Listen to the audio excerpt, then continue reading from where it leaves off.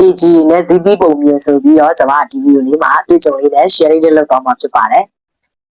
ကျွန်တော်ခီးသားတော့ကပေါ့နော်လမ်းဘေးမှာ ZP တွေအများကြီးတွေ့ရတယ်တွေ့ရတဲ့အခါမှာကျွန်မအရင်တော့စာသင်ပြီးခဲ့ဘူးလေ KG လေးတွေလက်ပတ်သက်ပြီးတော့ကျွန်မအတွေ့အကြုံလေးပြန်ပြီးတော့ share လေးလုပ်သွားခြင်းနဲ့ပေါ့နော်အရင်တော့ကကျွန်တော် KG တင်တော့ကပေါ့နော်ကျွန်တော် KG တွေရဲ့မူလာတန်းတွေရဲ့အကြောင်းရဲ့အပေါ်ထပ်မှာပေါ့နော်ဒီအောက်ထပ်မှာကြာရင်အလဲတန်းတွေရှိတယ်ပေါ့နော်အဲဆိုတော့ဒီနေ့တော့ခါကြတော့6တန်းတွေကနေမှကျွန်တော်တို့ KG တန်းကိုလာပြီးတော့ဇီးပြီးရောက်နေပေါ့နော်ဆရာမကလည်းဇီးပြီးဝယ်အောင်တဲ့အဲ့ဒါကျွန်တော်200ဝယ်လိုက်တယ်ဝယ်တော့ခါကြတော့ကျွန်တော်တို့မှတင်ထားတယ်တင်ထားတဲ့ဥစ္စာကို KG လေးရတယောက်တစ်လုံးဆိုပြီးတော့လာပြီးတော့နှိုက်စားသွားတယ်ပေါ့နော်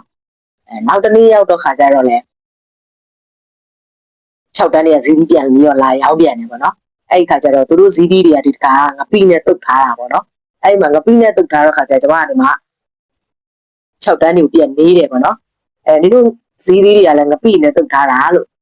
ငါတို့ရဲ့ KG တွေစားပါမလားပေါ့နော်ကျွန်တော်တို့6တန်းတွေကိုပြန်မေးလိုက်တဲ့ခါကျတော့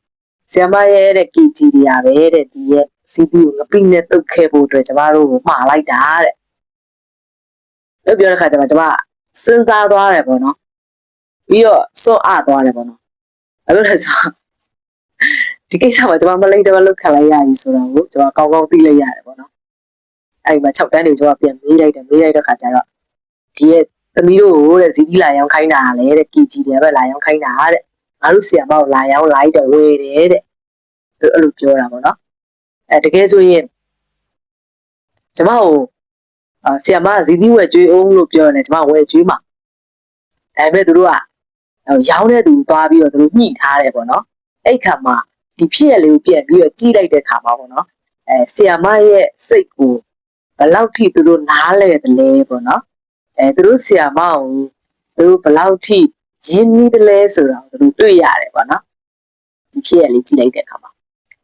ကျွန်တော်အမြဲတမ်းအိမ်ကနေမှမုံတွေကိုကျောင်းကိုတဲလာလေးရှိရပေါ့နော်လွယ်ထဲဒီမှာတဲလာပြီးရင်ကျွန်တော်စလို့မှအမြဲတမ်းတင်ထားတယ်တင်ထားပြီးရင်နေကြစီတွေမုံနေလို့ဒါမျိုးဆိုရင်တယောက်တစ်ခုနေကြစီဆိုတော့တယောက်တစ်စေးနှစ်စေးတယ်လို့မျိုးလေးနဲ့သူတို့ကလည်းသူတို့ယူပြီးတော့စားရတယ်ပေါ့နော်ကျွန်တော်ဘာမှပြောတိုင်းပဲထားတာအဲ့ဆိုတော့ခါကြတော့သူတို့မှမုံတွေပါလာတယ်အသီးတွေပါလာတယ်ဆိုတော့ကျွန်မရဲ့စပွဲသူတို့လာပြီးတော့တင်ထားတယ်ပေါ့နော်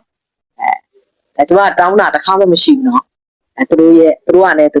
တို့ရဲ့သဘောတိုင်းပေါ့နော်ကျွန်မသူတို့ရဲ့စိတ်ဆန္ဒအတိုင်းကျွန်တော်ထားတယ်ပေါ့နော်သူတို့အများအားပြောတယ်ပေါ့နော်ဘယ်ပြောလဲဆိုတော့သူတို့မှာမုံတွေအသီးတွေတယ်လို့မျိုးတွေပါလာပြီဆိုရင်ကိုဘေးရတငယ်ချင်းကိုအများအားကျွေးပြီးမှအတူတူစားခိုင်းတယ်ပေါ့နော် sharing လုပ်ခိုင်းတယ်ပေါ့သူတို့အဲ့လိုမျိုးခဏလုပ်ပန်များလာတော့ခါကြတော့သူတို့ကညဝေတတ်တဲ့စိတ်ထားကိုသူတို့ရလို့ရမယ်မသိဘဲနဲ့သူတို့အများအားရနေတယ်ပေါ့နော်တငယ်ချင်းနဲ့မုံတူစားတယ်တငယ်ချင်းတွေနဲ့စီးလုံးနေပေါ့နော်အဲ့မှာ KG ကလေးတွေကိုကျွန်တော်ကြည့်လိုက်ရတဲ့အခါမှာသူတို့တယောက်နဲ့တယောက်ရင်းနှီးချစ်ခင်မှုလည်းရှိတယ်စီးလုံးနေပေါ့နော်အဲ့လိုမျိုးပေါ့ပြီးမျှဝေတတ်တဲ့စိတ်ထားတွေလည်းရှိတယ်ပေါ့နော်အဓိကကျွန်တော်တို့ကလေးတွေကိုစာသင်ပြီးတဲ့အခါမှာပေါ့နော်ကျောင်းစာသင်ခန်းထဲမှာသင်တဲ့သင်ခန်းစာတွေကနေမှတစ်စစ်ပေါ့နော်လူလောကမှာနေနီးထိုင်နီးဒီစိတ်သက်ပိုင်းဆိုင်ရာဒါတွေမှာကျွန်တော်တို့ကထည့်သွင်းပြီးတော့ကလေးသင်ပေးရမယ်ကျောင်းစာတက်လူမှုဘဝတက်ဆိုပြီးတော့တက်စီသင်ပေးမယ်စားပေါ့နော်ကျောင်းစာတွေကနေတစ်စင်လူမှုဘဝနဲ့ချိတ်ဆက်ပြီးတော့သူတို့ပြဿနာတွေဖြေရှင်းတတ်အောင်တကယ်ချင်းပေါင်းသစ်ဆက်ရေးတွေစပြေအောင်ပေါ့နော်တယောက်နဲ့တယောက်မျှဝေတတ်တဲ့စိတ်ထားတွေရှိအောင်ဒါမျိုးလေးတွေကိုကျွန်မအများနဲ့သင်ပေးလို့ရှိတယ်ပေါ့နော်ဒီဗီဒီယိုမှာဆိုရင်ကျွန်တော်ရဲ့ကလေးတွေရဲ့စိတ်ထားလေးတွေကိုလည်းအခုကြည့်ရှုနေတဲ့သူတွေအကုန်လုံးလှမ်းပြီးတော့မြင်လိုက်ရမှာဖြစ်ပါတယ်နောက်ဗီဒီယိုတွေမှာလည်းကျွန်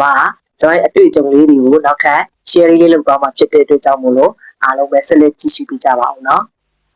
ဒါ20G Blog YouTube channel လေးကို subscribe လုပ်ထားကြဖို့လည်းအားလုံးကိုပေးကြပါနဲ့နော်အားလုံးကိုကျေးဇူးတင်ပါတယ် bye bye